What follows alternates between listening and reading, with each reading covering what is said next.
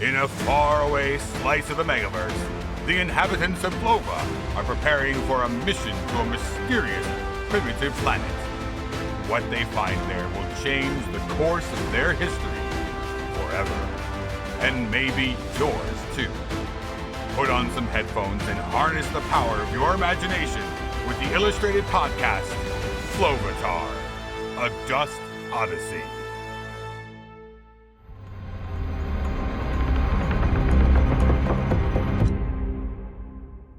In a faraway slice of the Megaverse, in Sector 334, down an off-ramp of the Meta Highway, just after the third junction to the left of Chalop Q, you will find Planet Flova. The atmosphere on Flova has become a little polluted over the years, so most Flovans tend to live within biospheres, which they call domes. In Dome 93, one of the nicer biospheres, a young Flovan is currently sleeping through her alarm, or more precisely, continuing to sleep because her alarm mysteriously did not go off this morning. Fasco woke, bleary-eyed, and glanced at her holoclock through a squinted eye. As the numbers slowly came into focus, she immediately bolted upright into a panicked L shape. What the? How is it 25.5 already? She frantically pulled on the clothes she had carefully laid out the night before, including the Flova Labs jacket that she had tried on no less than 100 times. What happened to my alarm? As she was putting her hair up into a black top knot, she noticed her bag was missing, and her sense of panic ratcheted up to the point where she began to feel lightheaded. She had meticulously packed her bag the night before, so that she'd be ready in good time for the mission launch today. Someone must have hidden it, and the culprit must be someone inside the house. A few fuzzy seconds later, she noticed the gentle sobbing of her mother downstairs, as well as the mischievous laughter of her little brother. She searched the room with increasing worry, while Junbi, her psyche-likey, pretended to help, but mostly followed her around like a suspicious little sheep. Psyche-likeys were DNA matched to become lifelong companions to every Flovan once they reached the age of 21. However, in exceptional circumstances, this bond could be temporarily broken, and today was one of those moments. So Junbi was acting particularly clingy towards Fasco. Downstairs, Fasco's little brother Spuck started to complain about an awful smell. Can you smell something, Mom? Ugh, it's getting worse. Carly, was that you? What have you been eating? He accused his psyche-likey as he wandered into the kitchen. Mom, is that smoke supposed to be coming from the oven? His mother looked up from pining at hollow pictures of Fasco as a young Flovan to a plume of thick, black smoke rising and settling across the ceiling. Yelling with surprise, she ran to the oven to turn it off and opened the door to a wave of acrid smog, revealing a blackened mass inside. What in the Flagoian was for breakfast? Yelled Fasco. I haven't put breakfast in yet. I just turned it on to get it ready. Her mother cried, putting on thermal-cold gloves and taking whatever it was out of the oven, while her own psyche-likey fanned her wings at the smoke. Noticing Fasco enter the kitchen, her mother asked, Why did you put your bag in the oven? What? I didn't. Did you do it, Spuck? No, why would I? I'm hungry for actual food. He started banging his cutlery on the tabletop. I wouldn't do that to my bag.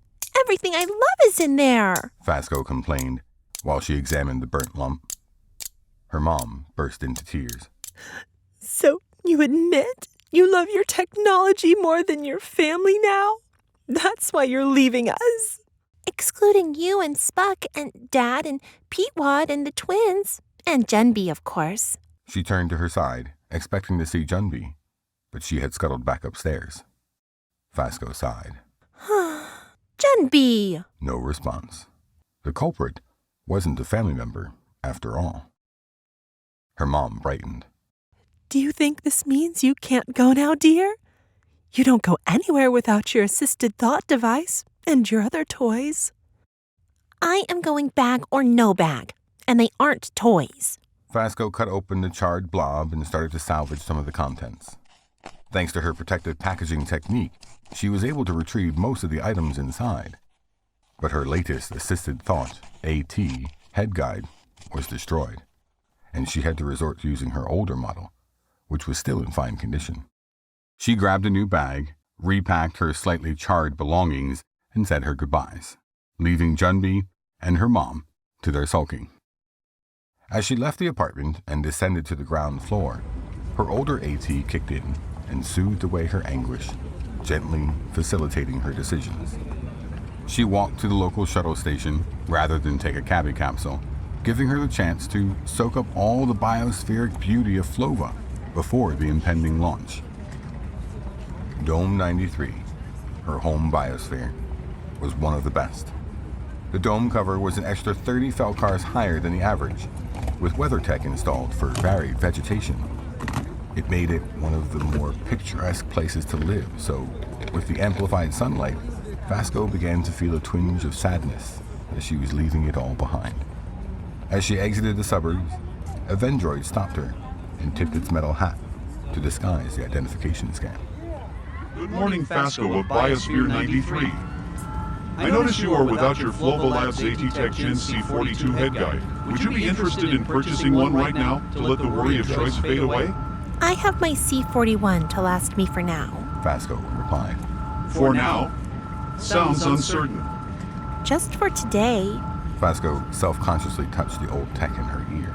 Let me pose a hypothetical situation that might help to change your mind. Imagine it's a Moonsday evening and you've had a tough day at work and you're looking for some light relief. You sit down to watch something on Starflix, but how do you decide what to watch?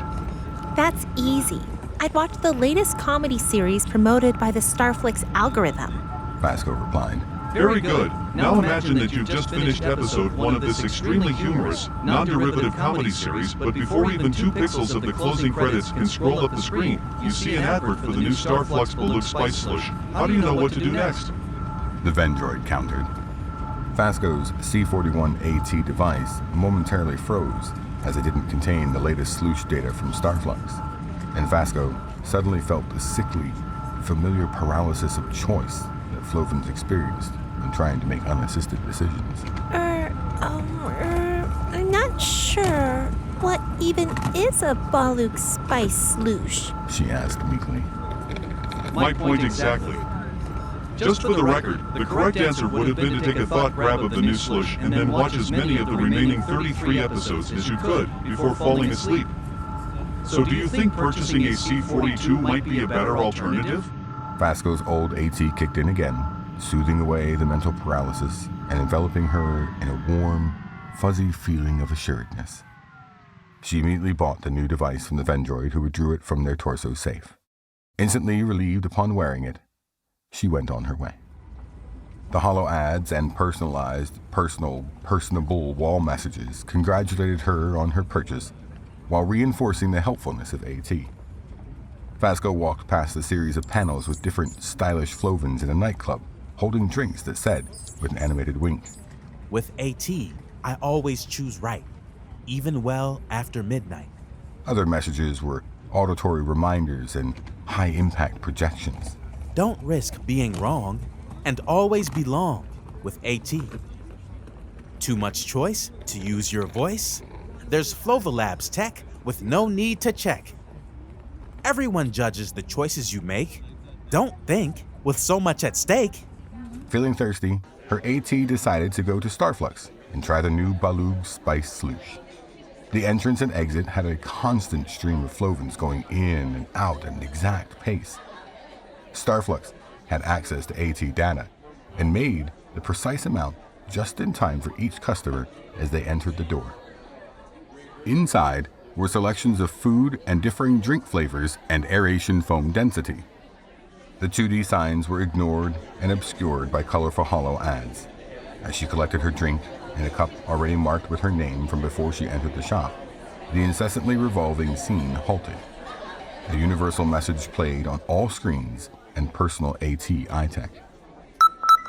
Hello, fellow Flovans. Damas here with some good news to start your day.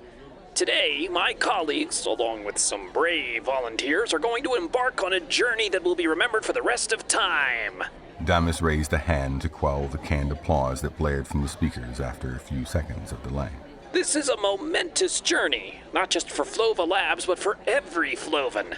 10,000 Flovans are preparing to embark on the greatest mission in our species' history. On discovering Earth and its primitive technology, we knew it was our intergalactic duty to reach them and aid them in the extraction of dust for the good of both of our planets. Just as importantly, you'll be able to watch every single second as a film crew from Starflix will be joining the mission, live streaming their every encounter to those viewers that have an active subscription to the reality channel. But Flovans, the good news doesn't stop there.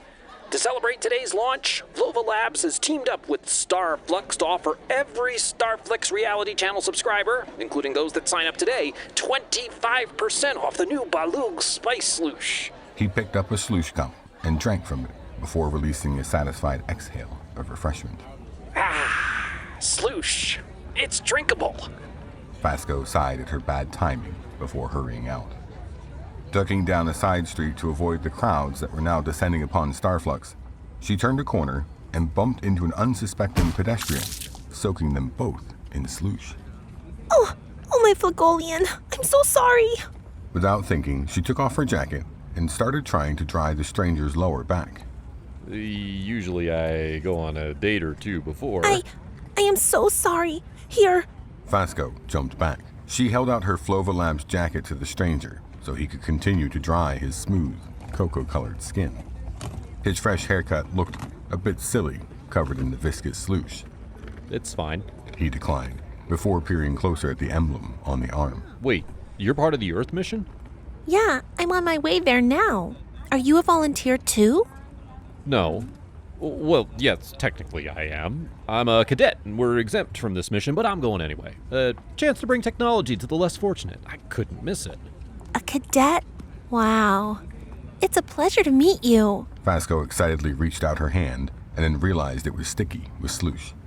I meet a cadet for the first time and spill my drink all over them. Good thing my brothers aren't around to see this.